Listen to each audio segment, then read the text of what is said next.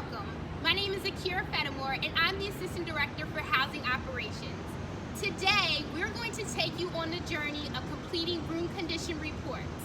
We are standing outside of Xavier Hall, and we're going to walk you through the process.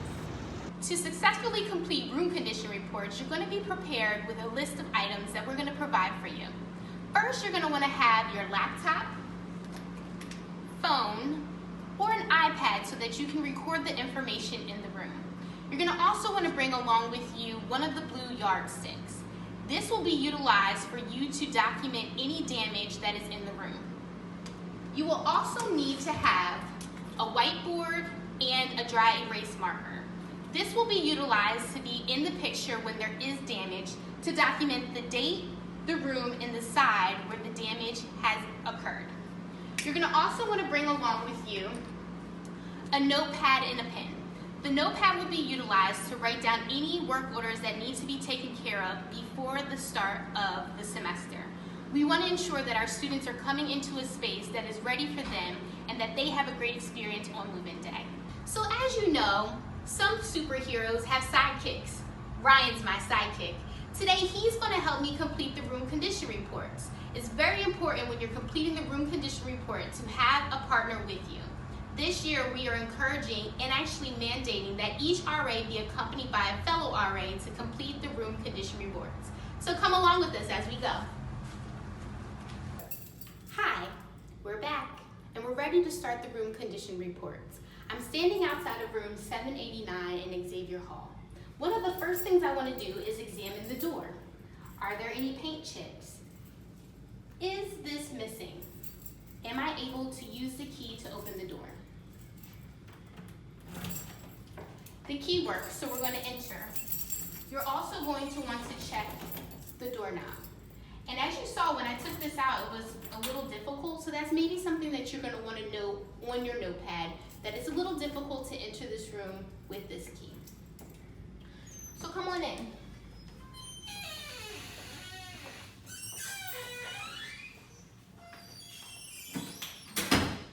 So once we're inside, we want to continue with examining the door. Is there an evacuation plan present on the back of the door? It's really important for students to know where to evacuate in the event of a fire. Also, there may be some other information that's pertinent to the student, so you want to ensure that this is located on the back of the door. Again, you want to check the lock to make sure that it works. And just re-examine the door once you're inside. Another thing to remember when looking at the door is to remove any signs that are outdated. Now we're going to look over at the built-in wardrobes. Make sure you're opening every door and examining the inside. So it will be important to note these little nicks that are here inside of the closet. This is something that you will complete and put on the room condition report. I have another great example for that later on in the video, so hang on. So once you examine this wardrobe, you're going to check this one as well. You're also checking to make sure there's no trash, to make sure that the bars are steady, and that nothing is breakable. Now we're going to move over to the sink area. We're going to turn the light on to make sure that the light works. We're also going to examine the mirror. As you can see, this room has not been cleaned, so you want to ensure that if this room is supposed to be cleaned prior to move-in, that it is. Currently, this is not a condition where a student would be moving in. We want to check to make sure that the faucet works. We have running water, that there's no debris or trash down in the cabinet, and as you can see, there's some extra curtain rods, and this can be thrown out. I'm going to leave it up there until we're done with the RCR. Also going to check to make sure that this bar is secure, and then we're going to check the handle, the door to the bathroom. We'll come back to the bathroom later on in the video. I'm assessing the wall to see if there's any paint differences or if there's any chips. I'm also going to be looking at the light switches again. Does the thermostat work? And then looking up at the ceiling.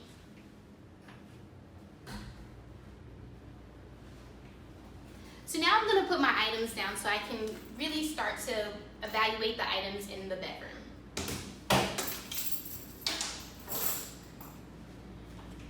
So as you can see, furniture is pushed up against the wall. How am I supposed to assess the wall if furniture is pulled up against it? Great question, Akira. You're going to pull the furniture away from the wall to ensure that there are no holes or any paint differentiations against the wall.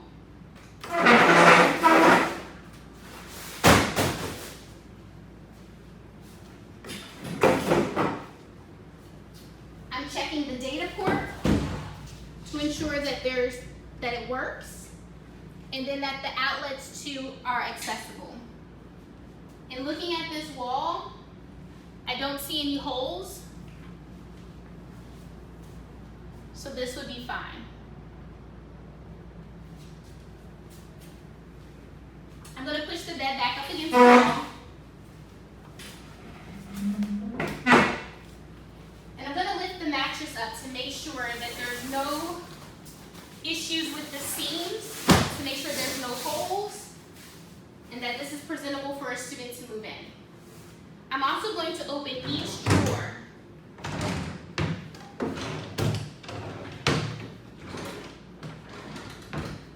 And then, because there's space, I'm going to remove this and place this up against the wall. The dresser can remain under the bed, however, you want to pull it out to ensure there's no holes in the tile underneath it.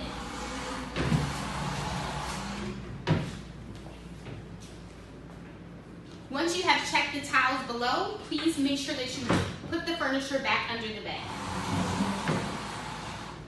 Another thing you want to do is to check the desk chair. Physically pull it out and have a seat.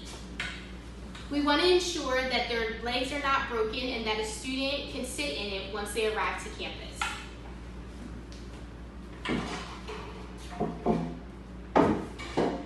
Then you want to repeat everything you did on the left side of the room with the right side of the room, and on the right side of the room with the left side of the room. So for the sake of time, we're not going to do everything that we did on this side of the room, but you want to ensure that you are checking the mattress, checking the dresser drawers, checking the desk drawers, sitting in the desk chair, and moving all furniture in the room to evaluate the floor. The next thing we're going to move to are the windows. If you are able to open a window, you want to open the window to ensure that it actually opens. If the room has window shades, please pull the window shades down in every room. If they're already down, pull the window shades up.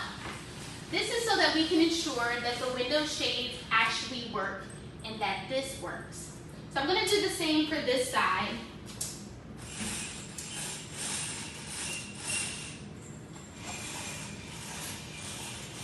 You're going to also want to check to make sure there's no holes in the window screens.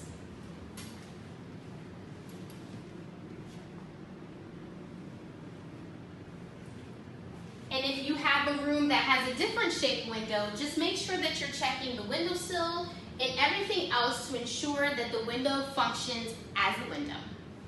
So now we're going to make our way over to this side of the room. It's really important when you are assessing damage to fully describe the damage that is occurring. So this year, as we mentioned, we're going to ask that you use a yardstick. This will be included in the picture along with the whiteboard so that we can write down where the damage took place. So since I'm in Xavier Hall, I'm in room 789, and this is the left side.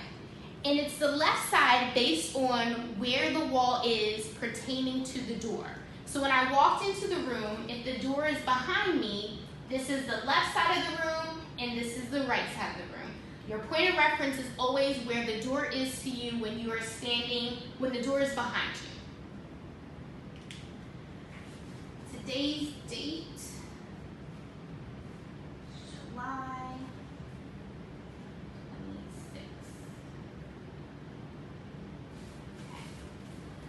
So because this is higher up on the wall, I'm going to climb up on the bed. And please, whenever you are doing anything when taking pictures, make sure your safety is first.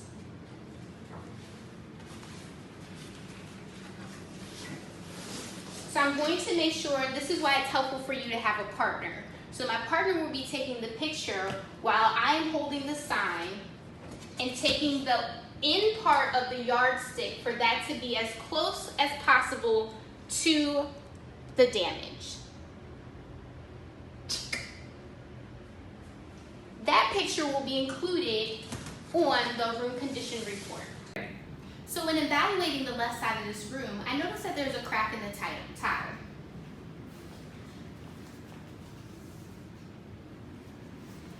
So again, I'm going to move the furniture so that I can take a picture that clearly shows the damage on the floor.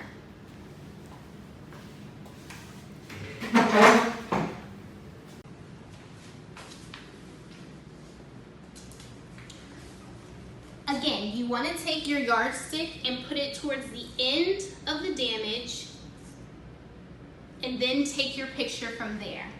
This is going to be very important to describe where this is located in the room and the size of it. So what I would utilize is, again, with the door at your back, indicating to the student in the description that upon entering the room with the door at my back, on the left side, there's a chip in the tile. And then you can also approximate by using your feet or the yardstick how far that chip in the tile is from the back wall in the room. Be sure that you're checking the sprinkler head and the smoke detector.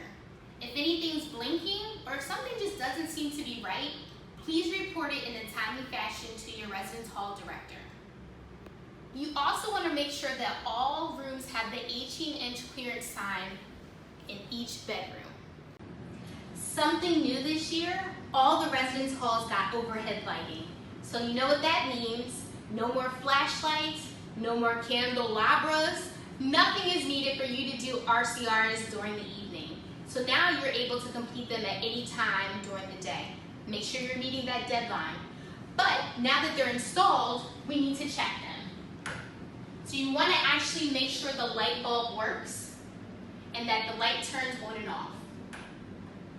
We're also going to be checking the vents. So when you turn on the thermostat, you want to make sure you can actually feel something coming out of the vent. It's also very important for you to check the cable coax port. Any port, anything you see in the room has to have your eyes on it. Please, this is our best and first impression with our students. So we need to make sure that every mattress, every drawer, every light, every window, every stone is uncovered so that our students can come in and see, wow, I made a great choice when coming to Seton Hall.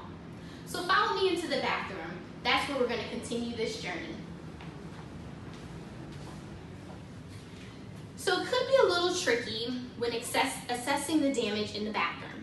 So again, you want to use the door as your reference to left and right. But since this is the door to 789, when you're referencing anything, you can say when entering the bathroom from room 789.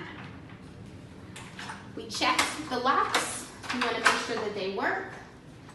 This door has a hook on it. Just apply a little pressure to make sure that it doesn't fall off the wall.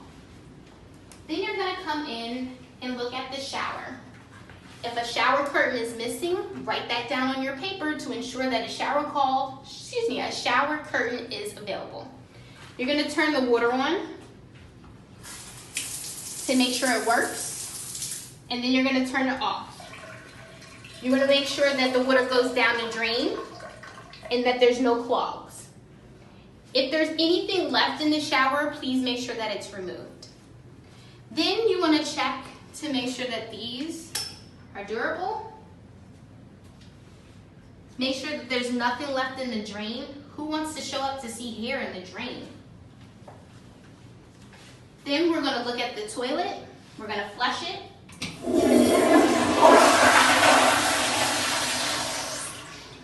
We're going to examine the toilet paper roll. Make sure there's no cracks.